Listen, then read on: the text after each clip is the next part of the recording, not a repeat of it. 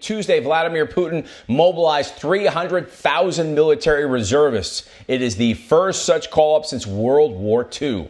The Russian military has had a rough go of it since forces invaded Ukraine 7 months ago. U.S. General Mark Milley predicted the fall of Kyiv in a matter of days, but Ukraine has revealed Russia is likely not the military force many thought it was.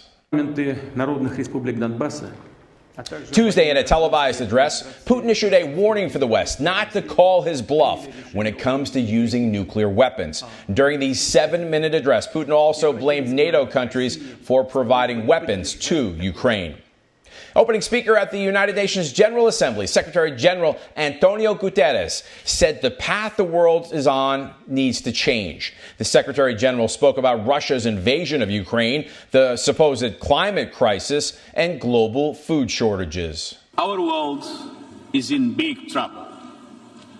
Divides are growing deeper, inequalities are growing wider, and challenges are spreading farther. Let's have no illusions. We are in rough seas. A winter of global discontent is on the horizon. A cost of living crisis is raging. Trust is crumbling. Inequalities are exploding. And our planet is burning. People are hurting, with the most vulnerable suffering the most. Guterres went on to say action is needed across the board. Many of the world's leaders will speak this week during the UN General Assembly. Mike, Tuesday, President Biden said it's not rational to send illegal immigrants back to countries like Venezuela, Cuba, and Nicaragua when asked why the border is more overwhelmed under his watch. Mr. President. Because there are 3 countries that are never happened. There are fewer immigrants coming from Central America and from Mexico.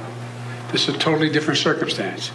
What's on my watch now is Venezuela, Cuba, and Nicaragua. And the ability to send them back to those states is not rational.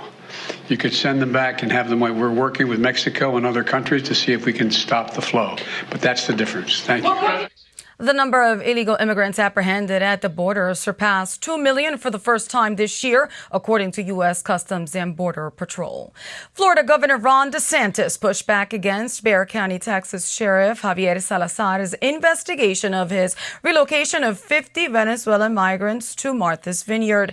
Salazar alleged the immigrants were lured to Florida, then to Massachusetts under false pretenses. However, he cited no laws that were broken or suspect names. The governor's office said the immigrants were more than willing to leave Bexar County, where they were, quote, abandoned, homeless, and left to fend for themselves, end quote. The spokesperson for the governor said Florida gave them an opportunity to seek greener pastures, adding unless the Massachusetts National Guard abandoned them, they had accommodations, substance, clothing, and more to succeed after their unfair enticement to the U.S. DeSantis said the illegal immigrants were given a release form and a map of Martha's Vineyard. There was no question about where they were going.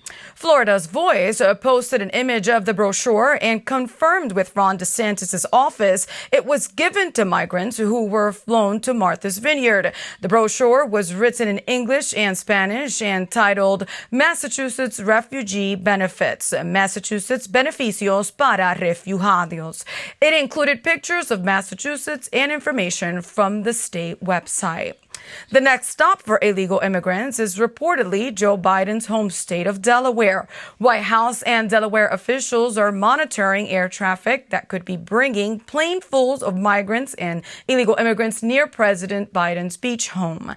The governor of Delaware's communication director, Emily Hersham, even told Fox News, quote, "We're aware of the reports and continue to prepare for the possibility of migrants arriving in Delaware unannounced," end quote. Press Secretary Karine Jean-Pierre was asked on MSNBC whether Joe Biden had taken time to contact Texas Governor Greg Abbott or Florida Governor Ron DeSantis. I don't know why we would reach out to a governor or governors who are clearly playing a political game, right? It is something that they're doing not to find a solution, but to literally put people's lives at risk. You, Tim. All right, Joe Biden promised unity, but has done just the opposite. His most recent attack on MAGA Republicans is a further attempt to divide Americans. They obviously feel like this is a message that will resonate with people, but is it more of a thing to distract from his policies and failures? Absolutely, right? Because what else are Democrats going to run on this year? They can't run on the open border and the flooding, as your previous block just spoke about. They can't run on the high energy costs, the high gas prices, the lack of baby food formula, the abysmal national school report that just came out showing how our children have been irreparably harmed as a result of Democrats closing down schools all across our nation. So what else are they going to run on other than racism racism, abortion, same-sex marriage, transgenderism, and now they've gone so far as to demonize half of the American population. Who would have ever thought? It's gaslighting at its highest. Yes. And it is so very unfortunate. Our nation is truly in trouble, truly in a position where we need healing, and instead we see the opposite coming out of this administration. All right, some of the migrants flown to Martha's Vineyard are suing Governor DeSantis, alleging relocations are violating their 4th and 14th Amendment rights in Civil Rights Act of 1964. What do you think about that? How far will this case go?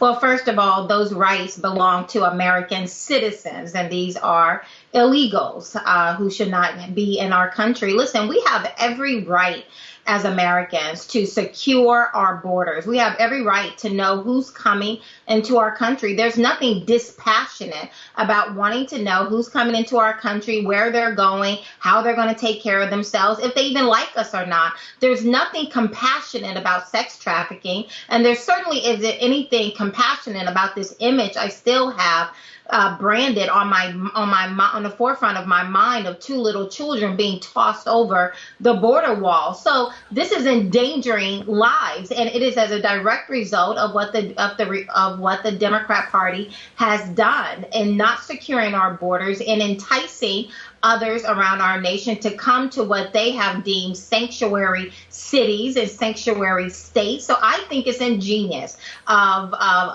Governor Ron DeSantis to put them on a plane and send them to the very places that say they're sanctuary cities and should be equipped for them. So our help is going to come from the grassroots up, being involved, being engaged, and refusing to be manipulated. Heavenly Father, we thank you that our help will also come from you, Lord, that you will help us do our part in this country, Father. Your mercies are new every morning, and so is your goodness, and we call on your goodness right now. Kathy, thank you so much for being with us today. It's always a pleasure to have you on our air, and for you for joining us as well. Thanks for doing that.